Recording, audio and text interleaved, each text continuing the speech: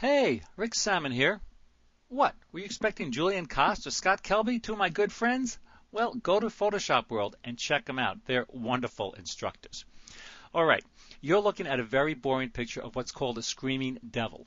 These are buses that scream through the streets of Panama. They're very colorful. There's action everywhere. People running out of the way. Well, this picture doesn't have a lot of action, and it doesn't have a lot of color. I'm going to show you how to fix that, how to add some pizzazz to it. Now, before I get going, I want to tell you I'm working on a copy of the image, and I'm not using what's called an adjustment layer. I cover adjustment layers in my other DVDs, but for now, I'm just going to work on the copy. So let's add the color first. I'm going to go up here to Image, Adjustments, go down here to, I'll use Saturation for now, and boost the saturation. Could that be easier? Image adjustments, use saturation, boost the saturation, click OK. Picture still looks a little flat. I'm going to go to Image, Adjustments, go down here to Brightness, Contrast, and look at that, boosting the contrast. Here's the before picture, here's the after picture, before, after.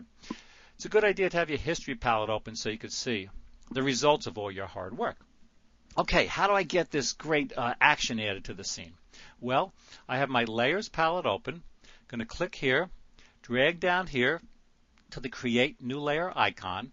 So I have two layers exactly the same, one on top of the other.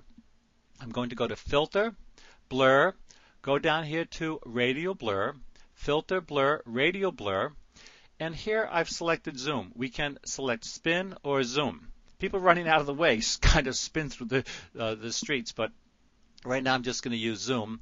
And if you click on this little center point here, you can move this around. So if your bus was off center, I'd move it here, but it's centered. So I'm going to move the amount here. The more you move it over this way, the greater the effect. I'm going to click, I'll leave it about that. I'm going to click OK. So now, look at this. I hope I didn't scare you. Now it looks like the bus is coming right toward you, but we can't see all the cool detail there. So I'm going to click on my eraser tool, and starting from the center, if you hear that clicking in the background, I'm using the left bracket to make it smaller, right bracket to make it larger. Look at that. Now I can see the detail. As I move out from the center, I'm going to go up here to my opacity and reduce that so the erasing happens at a slower rate. So now the picture has a lot more action, but I can do better. I'm going to go over here to my crop tool, and I'm going to crop the picture like that.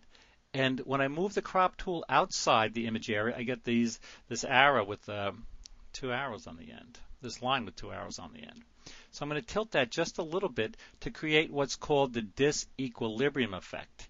I'm going to hit the return button, and then I'm going to go back in and crop, and look at that. So now my picture has pizzazz. Let's move this up here. Here's the picture.